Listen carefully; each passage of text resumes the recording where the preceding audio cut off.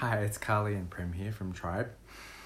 We've just finished a really awesome weekend doing embodiment work that we hosted with this amazing world embodiment teacher, Mark Walsh. And one of the models that's really quite popular in the embodiment world we played with this weekend, it's an element-based model, which is ground, water, fire, and wind. And these are like different ways of being. And I just like really quickly want to go through the characteristics of these different ways of being.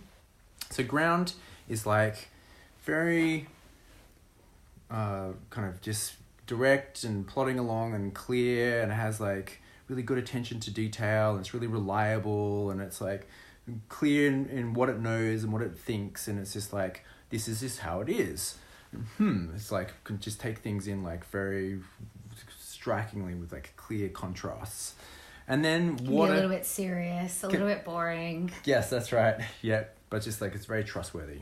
Yeah, and then water is like flowing and adaptive, and it has a strong connection to feeling. It can kind of feel people really easily and kind of feel myself. And a lot of the relating work we do is like very watery because we're like really feeling each other. It can also be like recipe for enmeshment. Totally, yeah. But it's also this like place of really strong connection. You know, we can create a lot of connection from places of water. We can like really dance with each other in this flowing kind of way. Then fire is like, it's like quite direct and clear and like that. Let's make this stuff happen, and this is my goal, and I'm gonna just like really make this happen. Come on, people, let's go. Let's make it really clear, and just let's like, do this shit. Let's do this. And it's also like quite passionate and up and just like can be quite charismatic. Fire, it's just like can be quite impactful. Yeah. And then the last one, wind, which is this place of just like inspiration and bigness and big picture, and I can kind of move around and see like from lots of different places, and I'm not attached, and I can kind of fit in lots of different ways. I'm coming in and out of frame as I'm actually doing wind. It's very air. It's very air, that's right. And the thing about these different types of embodiment is that they're also actually different ways of thinking. You know? So as we inhabit our bodies in different ways, we see the world differently, we see each other differently, and we operate quite differently. And this is really striking to me, that our perspective taking from these different forms of embodiment, and there's lots of different ways we could map this, right? Have us, in a sense, like living in different kind of worlds. We see things really differently. And if we can learn to see that in ourselves and see the beauty and strength of it, that we're going to gravitate to these different ways of embodiment, that's really powerful. But also knowing where we get trapped by them, and we can actually have more agency and choice. You know, we've called this awareness and choice, right?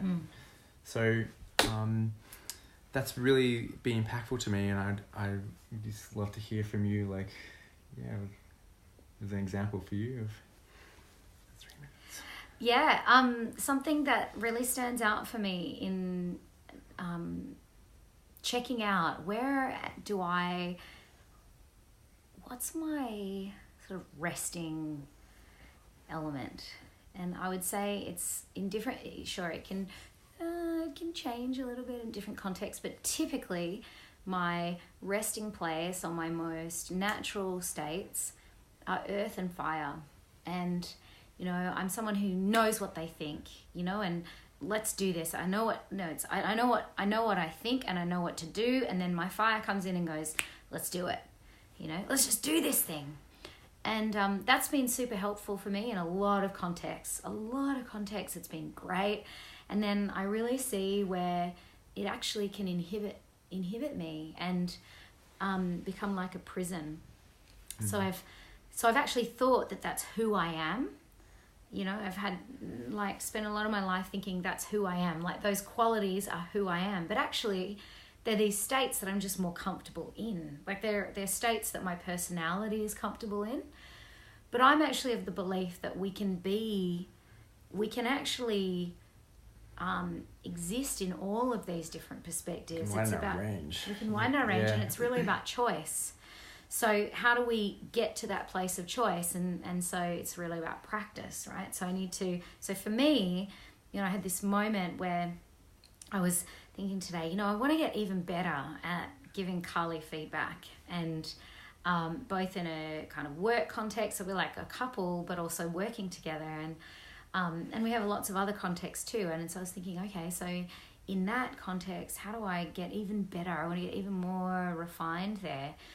And so I started to think about elementally, how am I? And I tend to be quite earth. So like we're going to sit down opposite each other and I'm going to get it right and I'm going to be quite precise and, you know, I want to go slow and then, you know, tends to be that all of that might have it then be for me that I get too stuck in the detail of how it needs to be rather than actually just doing it. Then I also think about this part of me that's quite fiery, where I can like really move through things actually like with quite a lot of like penetrative attention, you know. And then I think about Carly, and Carly sort of, in my perspective, sits more in water and air. Funnily enough. So that, I mean, that's great at a level of relationship. Great, we're holding different poles. And at times that can be, how do we actually learn the dance of relating? And so, you know, my work at the moment is learning how do I be more in water such that, and by the way, far out, that feels like super hard for me. I just like, it's like, oh, do I really have to do that? Come on, can't we just like get this thing done? But what I realized is like, actually people live in water, you know, and they, and I'm grateful for that. I'm so grateful that you bring water into my life. I have no water in my astrological chart, by the way, for anyone who's into astrology. Nothing in water. So I don't, you know, at that level, have water in my being. But I can learn how to be in water. And last night, Carly and I sat, and Carly was modeling for me a water posture. And then we were practicing some relational practices together, where I was practicing from the space of water. And what came up for me is I actually felt quite unsafe.